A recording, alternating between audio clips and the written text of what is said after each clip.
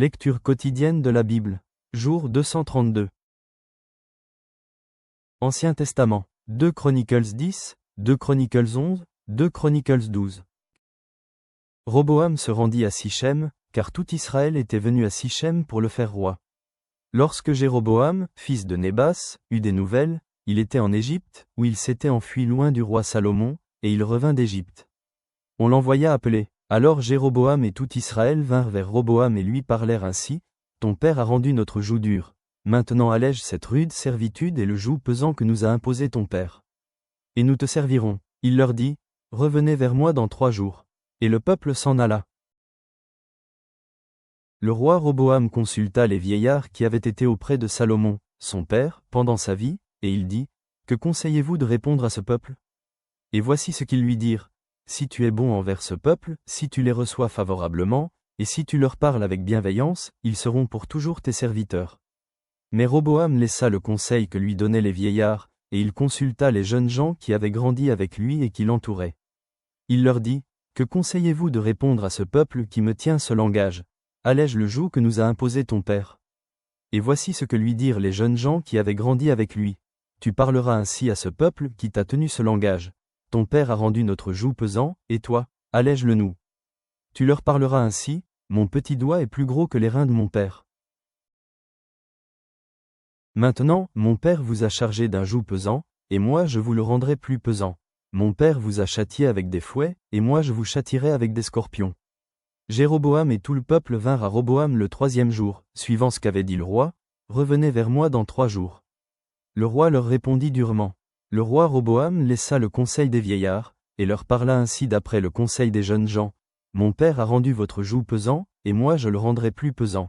Mon père vous a châtié avec des fouets, et moi je vous châtierai avec des scorpions. » Ainsi le roi n'écouta point le peuple, car cela fut dirigé par Dieu en vue de l'accomplissement de la parole que l'Éternel avait dite par Achia de Silo à Jéroboam, fils de Nébat. Lorsque tout Israël vit que le roi ne l'écoutait pas, le peuple répondit au roi, « Quelle part avons-nous avec David? Nous n'avons point d'héritage avec le fils d'Isaïe. À tes tentes, Israël. Maintenant, pourvois à ta maison, David. » Et tout Israël s'en alla dans ses tentes. Les enfants d'Israël qui habitaient les villes de Juda furent les seuls sur qui régna Roboam. Alors le roi Roboam envoya Adoram, qui était préposé aux impôts. Mais Adoram fut lapidé par les enfants d'Israël, et il mourut. Et le roi Roboam se hâta de monter sur un char, pour s'enfuir à Jérusalem. C'est ainsi qu'Israël s'est détaché de la maison de David jusqu'à ce jour. Roboam, arrivé à Jérusalem, rassembla la maison de Juda et de Benjamin, 180 000 hommes d'élite propres à la guerre, pour qu'ils combattissent contre Israël afin de le ramener sous la domination de Roboam. Mais la parole de l'Éternel fut ainsi adressée à Shemaïdja, homme de Dieu, « Parle à Roboam, fils de Salomon, roi de Juda, et à tout Israël en Juda et en Benjamin. Et dis-leur, ainsi parle l'Éternel, ne montez point, et ne faites pas la guerre à vos frères. Que chacun de vous retourne dans sa maison, car c'est de par moi que cette chose est arrivée. » Ils obéirent aux paroles de l'Éternel, et ils s'en retournèrent, renonçant à marcher contre Jéroboam. Roboam demeura à Jérusalem, et il bâtit des villes fortes en Juda. Il bâtit Bethléem, Étam, Tekoa, Beth-Tsour, Soko, Adulam, Gath, Marécha, Ziph, Adoraïm, Lachis, Azeka, Soréa, Ajalon et Hébron, qui étaient en Juda et en Benjamin, et il en fit des villes fortes. Il les fortifia, et y établit des commandants, et des magasins de vivres, d'huile et de vin. Il mit dans chacune de ces villes des boucliers et des lances, et il les rendit très fortes. Juda et Benjamin étaient à lui. Les sacrificateurs et les Lévites qui se trouvaient dans tout Israël quittèrent leur demeure pour se rendre auprès de lui. Car les Lévites abandonnèrent leurs banlieues et leurs propriétés et vinrent en Juda et à Jérusalem, parce que Jéroboam et ses fils les empêchèrent de remplir leurs fonctions comme sacrificateurs de l'Éternel. Jéroboam établit des sacrificateurs pour les hauts lieux, pour les boucs, et pour les veaux qu'il avait faits. Ceux de toutes les tribus d'Israël qui avaient à cœur de chercher l'Éternel, le Dieu d'Israël, suivirent les Lévites à Jérusalem pour sacrifier à l'Éternel, le Dieu de leur père. Ils donnèrent ainsi de la force au royaume de Juda, et affermirent Roboam, fils de Salomon, pendant 3 ans. Car ils marchèrent pendant 3 ans dans la voie de David et de Salomon. Roboam prit pour femme Maalas, fille de Jérimoth, fils de David et d'Abishaïl, fille d'Eliab, fils d'Isaïe. Elle lui enfanta des fils, Jeush, Shemaria et Zaham. Après elle, il prit Maaka, fille d'Absalom. Elle lui enfanta Abiya, Athaï, Ziza et Shélomis. Roboam aimait Maaka, fille d'Absalom, plus que toutes ses femmes et ses concubines, car il eut 18 femmes et 60 concubines, et il engendra 28 fils et 60 filles.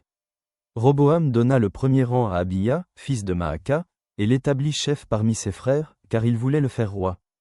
Il agit avec habileté en dispersant tous ses fils dans toutes les contrées de Juda et de Benjamin, dans toutes les villes fortes. Il leur fournit des vivres en abondance, et demanda pour eux une multitude de femmes.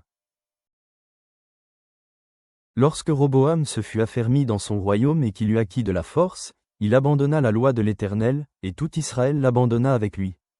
La 5e année du règne de Roboam, Shishak, roi d'Égypte, monta contre Jérusalem, parce qu'ils avaient péché contre l'Éternel. Il avait 1200 chars et 60 000 cavaliers, et il vint d'Égypte avec lui un peuple innombrable, des Libyens, des Sukiens et des Éthiopiens. Il prit les villes fortes qui appartenaient à Juda, et arriva jusqu'à Jérusalem. Alors Shemaéja, le prophète, se rendit auprès de Roboam et des chefs de Juda qui s'étaient retirés dans Jérusalem à l'approche de Shishak, et il leur dit, Ainsi parle l'Éternel, vous m'avez abandonné. Je vous abandonne aussi, et je vous livre entre les mains de Shishak. Les chefs d'Israël et le roi s'humilièrent et dirent, L'Éternel est juste. Et quand l'Éternel vit qu'ils s'humiliaient, la parole de l'Éternel fut ainsi adressée à Shemaéja. Ils se sont humiliés, je ne les détruirai pas, je ne tarderai pas à les secourir, et ma colère ne se répandra pas sur Jérusalem par Shishak, mais ils lui seront assujettis, et ils sauront ce que c'est que me servir ou servir les royaumes des autres pays. Shishak, roi d'Égypte, monta contre Jérusalem. Il prit les trésors de la maison de l'Éternel et les trésors de la maison du roi, il prit tout. Il prit les boucliers d'or que Salomon avait faits. Le roi Roboam fit à leur place des boucliers d'airain, et il les remit aux soins des chefs des coureurs, qui gardaient l'entrée de la maison du roi. Toutes les fois que le roi allait à la maison de l'Éternel, les coureurs venaient et les portaient, puis il les rapportait dans la chambre des coureurs. Comme Roboam s'était humilié, l'Éternel détourna de lui sa colère et ne le détruisit pas entièrement. Et il y avait encore de bonnes choses en Juda. Le roi Roboam s'affermit dans Jérusalem et régna. Il avait 41 ans lorsqu'il devint roi, et il régna 17 ans à Jérusalem, la ville que l'Éternel avait choisie sur toutes les tribus d'Israël pour y mettre son nom. Sa mère s'appelait Naama, l'Ammonite. Il fit le mal, parce qu'il n'appliqua pas son cœur à chercher l'Éternel. Les actions de Roboam, les premières et les dernières, ne sont-elles pas écrites dans les livres de Shemaéja, le prophète et d'Iddo, le prophète, parmi les registres généalogiques? Il y eut toujours guerre entre Roboam et Jéroboam. Roboam se coucha avec ses pères, et il fut enterré dans la ville de David. Et Abiya, son fils, régna à sa place. Nouveau Testament, 1 Corinthiens 14 sur 1-19. Recherchez la charité, aspirez aussi au don spirituel, mais surtout à celui de prophétie. En effet, celui qui parle en langue ne parle pas aux hommes, mais à Dieu, car personne ne le comprend, et c'est en esprit qu'il dit des mystères. Celui qui prophétise, au contraire, parle aux hommes, les édifie, les exhorte, les console. Celui qui parle en langue s'édifie lui-même, celui qui prophétise édifie l'Église.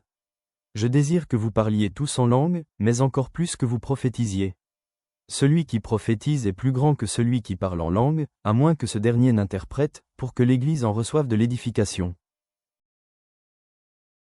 Et maintenant, frères, de quelle utilité vous serais-je, si je venais à vous parlant en langue, et si je ne vous parlais pas par révélation, ou par connaissance, ou par prophétie, ou par doctrine? Si les objets inanimés qui rendent un son, comme une flûte ou une harpe, ne rendent pas des sons distincts, comment reconnaîtra-t-on ce qui est joué sur la flûte ou sur la harpe?